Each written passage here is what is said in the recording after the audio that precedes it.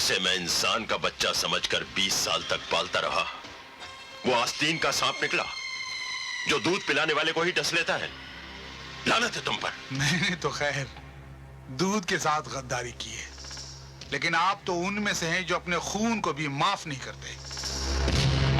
अगर आपकी कहानी दुनिया को मालूम होगी तो हर एक बेटा भगवान से यही प्रार्थना करेगा कि मौत तो दे मगर आप जैसा बाप नहीं दे। धनराज, बोलिए, क्या यह गलत है कि आप ही ने अपने पोते को किडनैप कराया?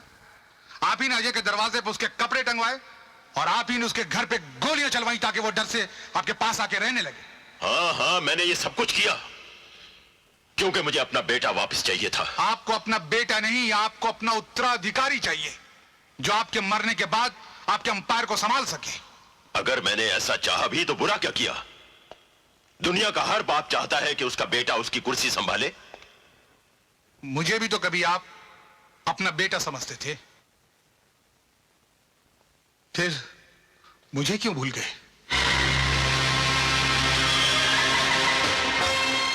इसलिए कि मैं आपका असली बेटा नहीं। वरना बोलिए, क्या कमी है मुझ में जो आप मुझे अपने बाद डॉन नहीं बना सकते? क्या मैंने आपके साथ वफादारी नहीं की या आपके लिए खून नहीं बहाया? जब जब जरूरत पड़ी मैंने आपके लिए खून बहाया, लेकिन मैं आपका असली बेटा नहीं हूं ना, इसलिए मेरा खून भी आपकी नजरों में गटर का पानी बन गया जिसके बह जाने से किसी को कोई अफसोस नहीं होता। तुमने जितने खून बहाए हैं उससे कहीं ज्यादा मैंने अपने बेटे को खून के आंसू रुलाए हैं। पहले मैं उसका कर्ज चुकाऊंगा। डॉन मेरा बेटा ही बनेगा। नहीं, मैं ऐसा हरगिज नहीं होने दूंगा। नागेश्वर के फैसले के खिलाफ जो भी गया उसका अंजाम जानते हो? सिर्फ मुझे ही मालूम है कि इस वक्त गोपाल कहां है, इसलिए मेरा अंजाम सोचने से पहले गोपाल का अंजाम सोच लो मिस्टर नागेश्वर। धनराज, तुम्हें वो कहावत याद है ना?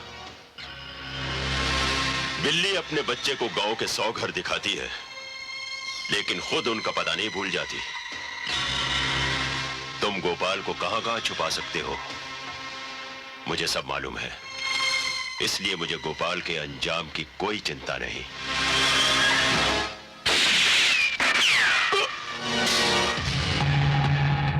ये अंदाज भी मैंने आप ही से सीखा है।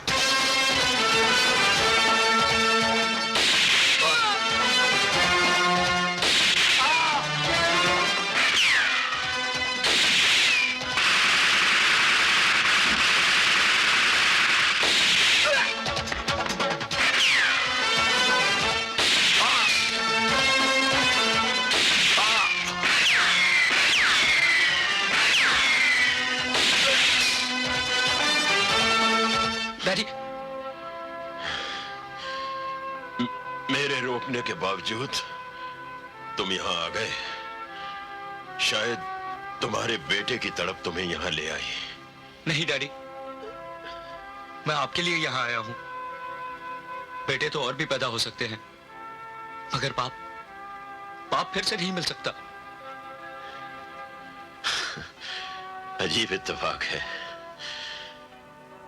जब तुम मेरी बाहों में आए थे तो खून से लथपथ थे और आज जब मैं तुम्हारी बाहों में आया हूं तो मैं खून से लथपथ हूं। शायद खून के रिश्ते जब अलग होते हैं तो उनका मिलन ऐसे ही होता है। ये तो मामूली जख्म है, बेटी ऐसे नहीं रोते। देखिए ना पापा, आपका कितना खून बह गया है। बहू, एक तरह से अच्छा ही हुआ। कभी धनराज का खून मेरे लिए बहा था, आज उसने मेरा खून बहाकर अपना कर्ज वसूल कर लिया। लेकिन उसने गद्दारी क्यों की? बेटा, कुछ लोग गद्दारी इसलिए भी करते हैं क्योंकि वो बहुत वफादार होते हैं, लेकिन उससे कुछ फर्क नहीं पड़ता। तुम्हारा गोपाल तो तुम्हें मिलेगा ही। अभी भी बहुत खून बचा है मेरे पास बहाने के लिए। पापा, वादा कीजिए, अब आप फिर कभी मरने की बात नहीं करेंगे। पापा, अब हम आपको किसी भी कीमत पर नहीं खोना चाहते। हमें नहीं मालूम था कि आपका दिल इतना बड़ा है, आप इतने महान हैं। अगर आपकी कहानी दुनिया को मालूम हो गई तो हर एक बेटा भगवान से यही प्रार्थना करेगा कि मौत तो दे मगर आप जैसा बाप नहीं दे।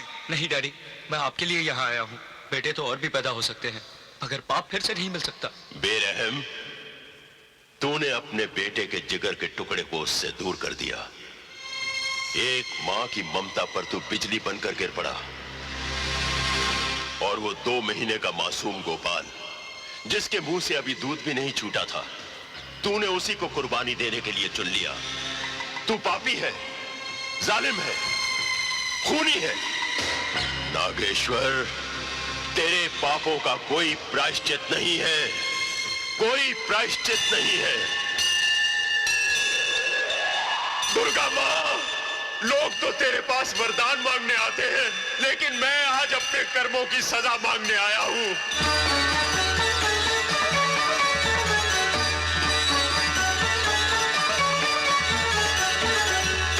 मां, तू अपने त्रिशूल से राक्षसों का वध करती है।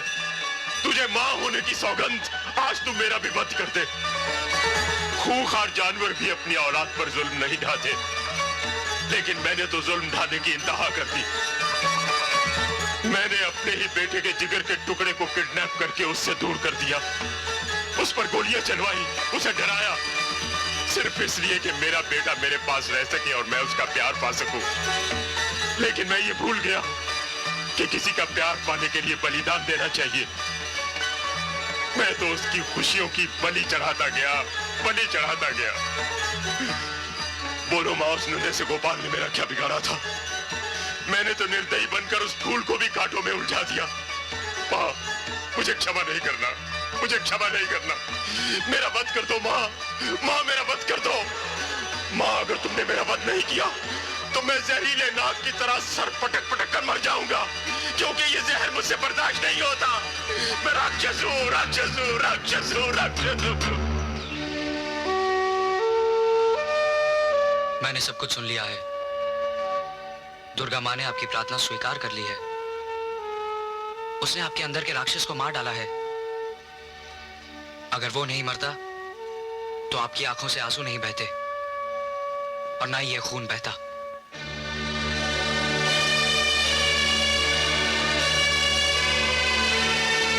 सचमुच वो राक्षस मर चुका है, और अब जो मेरे सामने खड़ा है वो मेरा 20 साल पहले खोया हुआ पाप है, जिसे मैं दोबारा नहीं खोना चाहता। डैडी,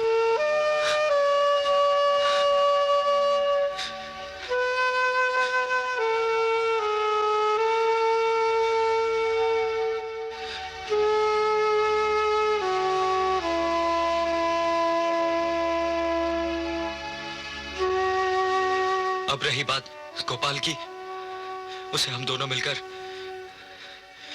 पाताल से भी ढूंढ निकालेंगे।